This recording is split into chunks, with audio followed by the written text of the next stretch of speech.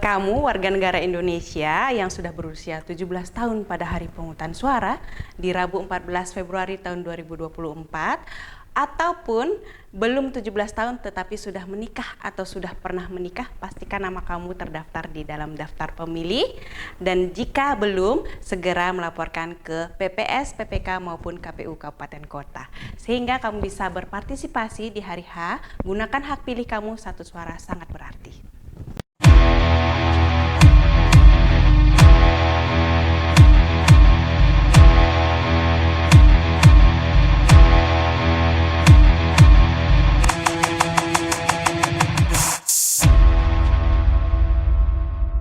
Selamat siang teman pemilih semuanya. Apa kabarnya hari ini? Kami berharap teman pemilih dalam keadaan yang sehat dan baik-baik saja. Teman pemilih, jumpa lagi bersama dengan saya Yosni sebagai host podcast Mamuli KPU Kabupaten Sumba Barat. Mari omong pemilu dan pemilihan. Teman pemilih, kami mengajak teman pemilih untuk dapat mengikuti media sosial kami, di antaranya laman Facebook, TikTok, Twitter, Instagram, dan YouTube. Jangan lupa di komen, like, subscribe, dan share konten-konten media sosial kami. Hal ini tentunya dapat memberikan kami motivasi untuk terus dapat memberikan informasi seputar kepemiluan kepada teman-teman pemilih semuanya. Teman pemilih, saat ini telah hadir bersama dengan kita narasumber dari KPU Kabupaten Sumba Barat, seorang perempuan cantik, cerdas. Teman pemilih penasaran siapakah dia? Yuk kita berkenalan dengan narasumber kita yang satu ini. Silakan Bu. Hai Bu Yosni, Halo yang cantik juga. juga hari ini ya. Teman pemilih selamat siang. Saya Niwayan Prawita Aryani. Teman pemilih bisa menyapa saya dengan Wita saja. Saya membidangi divisi perencanaan data dan informasi. Hari ini siap menemani teman pemilih sekalian di podcast Mamuli KPU Kabupaten Sumba Barat. Terima kasih Bu Ita. Ya, teman pemilih, saat ini tema pembahasan kita dalam acara podcast Mamuli kali ini yaitu pemutahiran data dalam pemilihan umum tahun 2024. Omong-omong Bu Ita, mengenai pemutahiran data ini itu seperti apa ya Bu? Oke Bu Yosni, pemutahiran data pemilih itu sebenarnya adalah suatu kegiatan memperbaharui data pemilih di mana sumber datanya yang digunakan adalah daftar pemilih tetap di pemilihan atau pemilu terakhir, kemudian daftar pemilih tetap luar negeri yang disandingkan dengan daftar potensial pemilih pemilihan atau biasa kita sebut dengan DP4 yang kemudian dilaksanakan proses pencocokan dan penelitian Ibu Yosni. Nah, proses pencocokan dan penelitian ini dilakukan oleh KPU Kabupaten Kota yang dibantu oleh Panitia Pemilihan Kecamatan atau PPK, kemudian Panitia Pemilihan Luar Negeri, Panitia Pemungutan Suara, dan Pantarlih. Nah, kebetulan saat ini sedang dilaksanakan proses pencocokan penelitian ini yang akan berakhir nanti di 14 Maret 2023.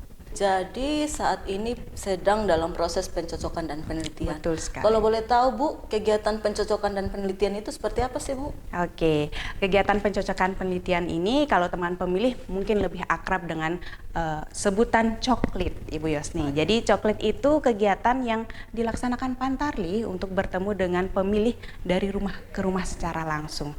Nah, Pantarlih nanti Ibu Yosni akan membawa formulir A daftar pemilih yang kemudian akan disandingkan dengan dokumen kependudukan yang dimiliki oleh pemilih. Nah, dokumen kependudukan itu antara lain adalah KTP elektronik dan kartu keluarga.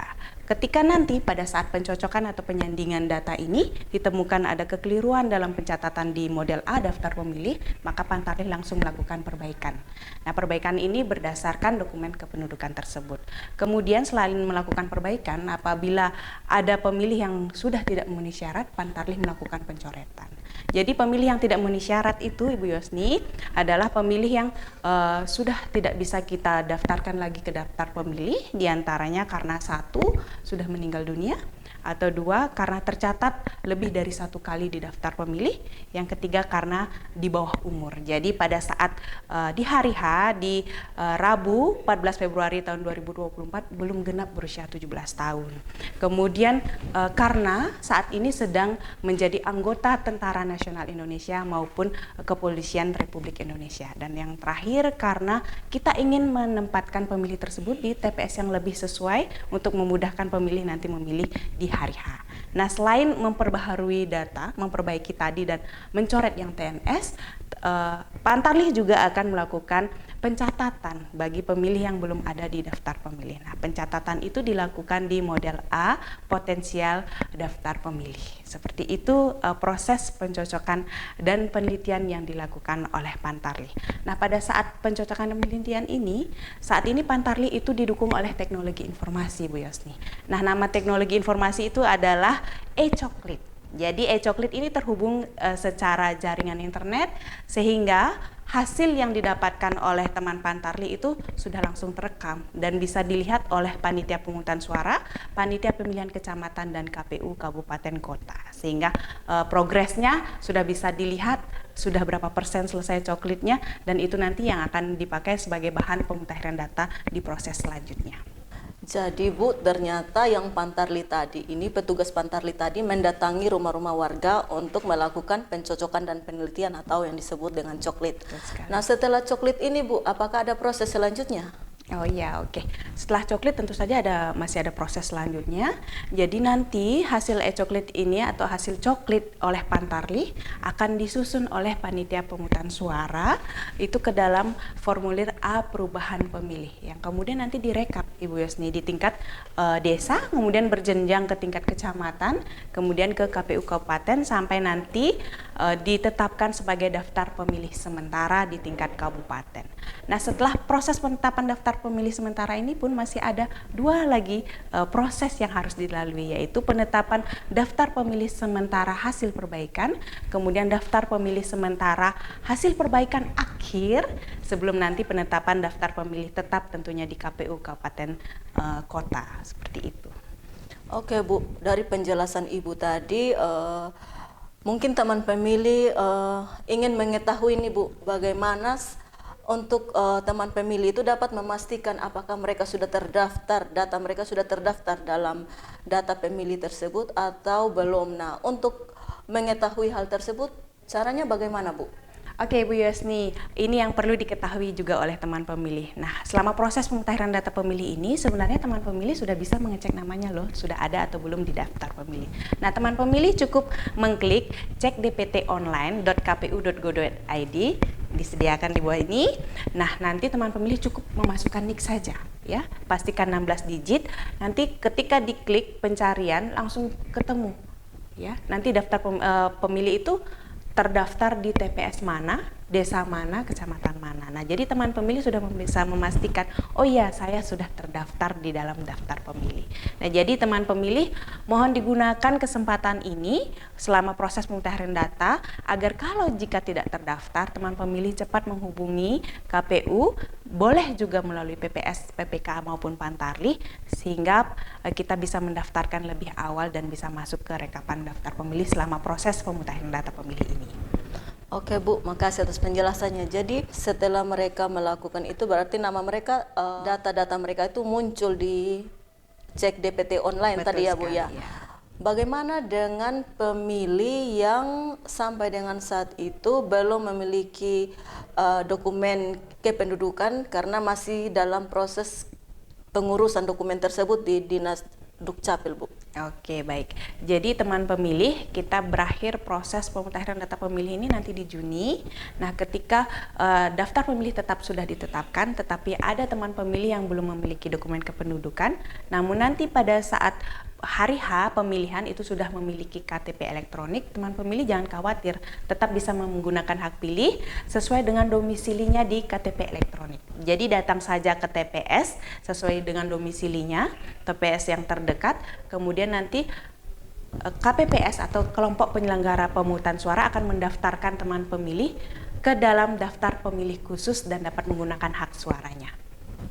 Oke, baik. Pemilih kan didaftarkan sesuai dengan alamat domisilinya, sesuai dengan dokumen kependudukannya.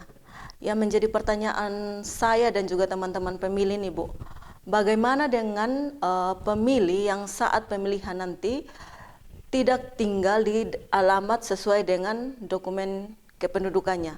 Itu apakah dia tetap bisa ikut memilih Bu, atau bagaimana? Oke, Bu Yosni, teman pemilih, setelah penetapan daftar pemilih tetap dan apabila teman pemilih yang mengalami keadaan tertentu tidak dapat memilih di TPS-nya dia terdaftar, kita ada prosedur yang namanya prosedur pindah memilih. Nah, keadaan tertentu yang harus dipenuhi oleh teman pemilih agar bisa memilih di TPS lain selain tempatnya terdaftar, ada 10 ini. Ya, jadi yang pertama, karena pada hari H harus menjalankan tugas di tempat lain. Kemudian yang kedua, karena harus dirawat inap di fasilitas kesehatan beserta keluarga yang mendampingi. Kemudian penyandang disabilitas di panti rehabilitasi, kemudian menjalani rehabilitasi narkoba. Ada juga pidana atau narapidana yang sedang menjalani masa kurungan atau masa penjaranya, kemudian karena tertimpa bencana juga bisa, kemudian pindah domisili, kemudian bekerja di luar domisilinya, kemudian tugas belajar atau menempuh pendidikan menengah atau atas, dan yang terakhir karena keadaan tertentu di luar dari 9 keadaan ini yang sesuai dengan peraturan perundang-undangan yang berlaku. Nah, pemilih yang ingin pindah memilih Ibu Yosni, ini bisa dilayani dengan syarat teman pemilih harus menginformasikan bisa kepada panitia pemungutan suara atau panitia pemilihan kecamatan atau KPU kabupaten kota di tempat dia terdaftar atau di tempat dia akan ingin memilih, ya, di TPS yang lebih dekat dengan keadaan tertentu tadi, dengan membawa KTP elektronik dan tanda bukti terdaftar. Nanti akan dibuatkan formulir pindah memilih yang akan dikeluarkan, kemudian dengan formulir itu teman pemilih bisa memilih di TPS terdekat karena tadi pindah memilih. Jadi seperti itu kira-kira Ibu Yosni. Jadi begitu ya Bu ya, untuk melakukan prosedur pindah memilih. Betul. Nah teman pemilih semuanya, jikalau teman pemilih berada dalam salah satu dari 10 kondisi yang sudah disebutkan tadi, kami berharap agar teman pemilih semuanya segera melakukan prosedur pindah memilih setelah penetapan DPT dilakukan.